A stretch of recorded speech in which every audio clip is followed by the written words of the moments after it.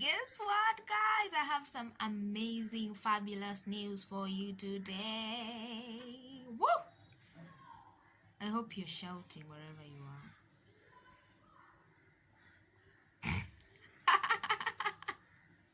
Anyway, I'm just excited. I'm introducing a new segment.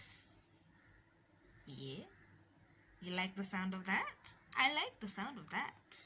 Yes, I'm introducing a new segment.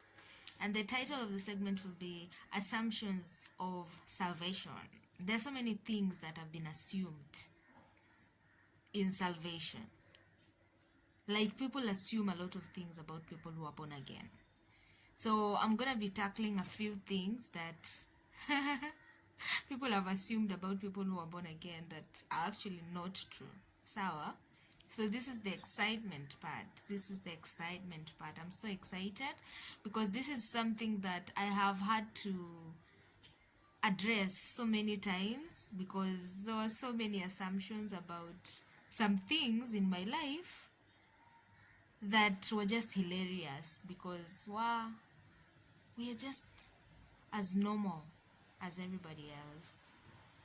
You know, like there's this assumption where we assume just because someone is a pastor, they're immune to sin. They are not supposed to be involved in a scandal. Well, they get involved in scandals not because they're not good pastors, but because they're human. And they got caught up in their sin. And, you know, as the Bible says, your sin will find you out. It is true. Your sin will actually find you out. So anyway, karibuni sana to this video today. If you are watching this video for the very first time, karibu sana. Feel like you are at home because you are. And also, before we continue, hit the notification button to get more updates of videos that I will upload. Other than that, don't forget to subscribe. And for those who ni wenyeji, I know you guys. Thank you. Don't forget to hit the notification button because I know most of you haven't. It will be easier to be updated on videos if you have the notification button on. Anyway, so the first assumption that I'm going to tackle today is about our sexuality, or rather, sex life. Am I making someone uncomfortable here? Anyway, the church does not talk a lot about sex education,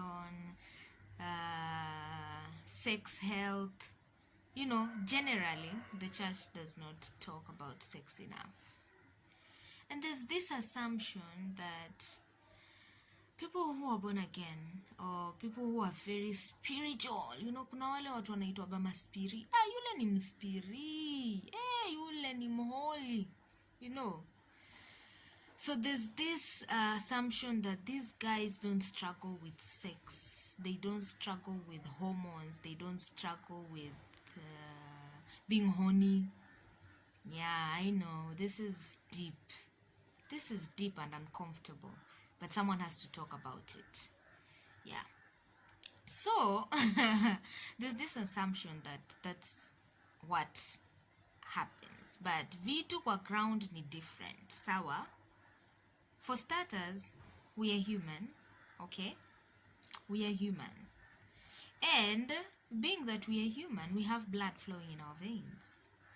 And we also have feelings. The only difference is we stand out with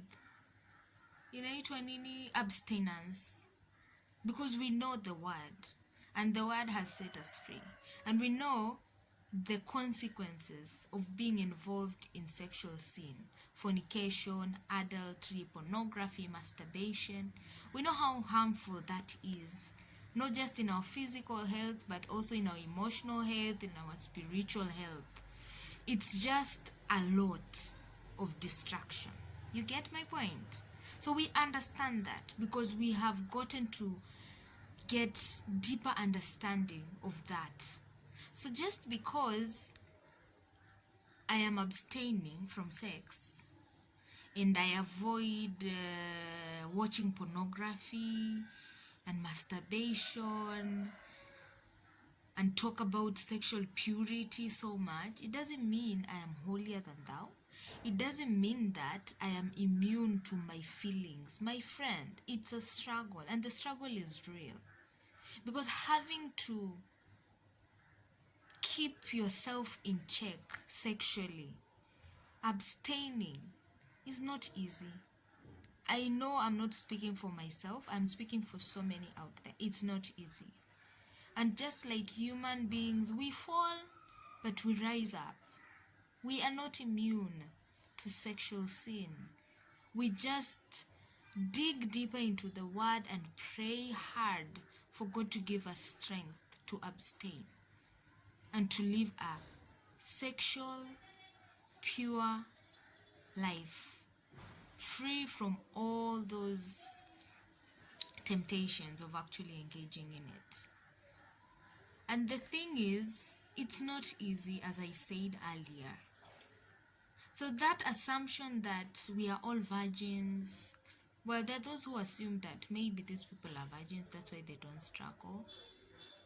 Well, personally for me, I was not born again when I was a baby or in high school. I got born again 7 years ago. And I've been a wild person. Like, I've been in the party. I've been from party to party. I know. Kudunda, nimedunda. Kunywa, nimekunywa.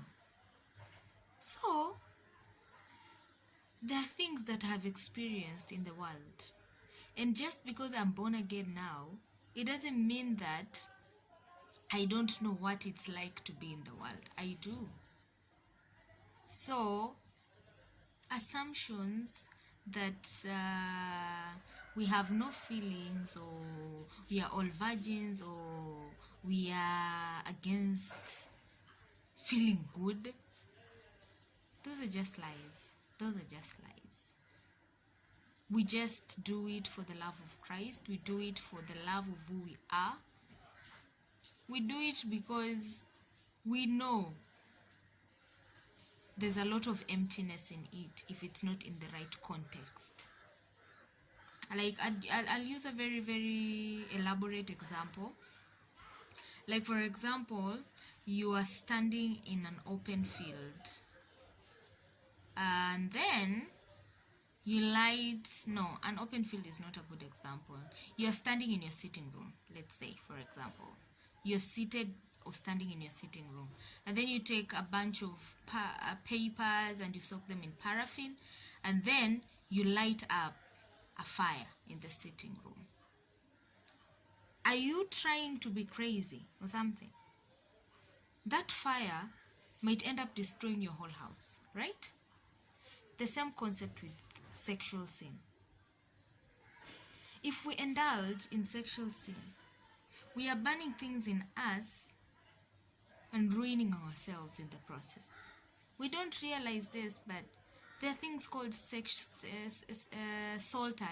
ties. These things are real, and these things will hinder you from experiencing true love, not just from human beings, but even from God, because you're so tied down to things that you have involved yourself in sexually. Because sexual relations are spiritual. They are more spiritual than physical. The physical aspect is the one that people find a lot of joy in, and since it's being taken literally and stuff, it has become like no big deal. Everybody's talking about it. Everybody is taking it so lightly, so it's no longer even a sacred thing. But it was created for the context of marriage for a reason. Okay? So getting to learn these things in my walk of salvation have helped me to know that I don't abstain because I don't have feelings. I abstain because I know it is what is best for me. And I want to encourage my fellow Christians out there. It is good to know the word, because when you know the word, it will set you free. It will give you more understanding and depth to be able to literally live in the freedom that God had set apart for us. So I hope that sheds a lot of light into the whole concept and assumption of holier than thou, hawana ma feelings. No, we do. We just choose to do the right thing, not because God says we should, but because it is also for our own good. Yeah. I hope this was enlightening. Share your experiences. As a Christian, have you had any encounters that were weird and assumptions? And if you're not, just let's keep the conversation going in the comment section. Otherwise, I love you guys, and I'll see you in the next video where I'll be tackling another assumption about people who are born again. Okay? I hope this excited you as much as it has excited me. Man, I was so excited when God gave me this idea. And I hope we're going to have fun together. And if you have anything, like an assumption that you've had about people who are born again, just highlight it on the comment section, and I will look into it, and I will research, and I will share my views on this. Okay? Alright, see you in the next channel. In the next video, sorry.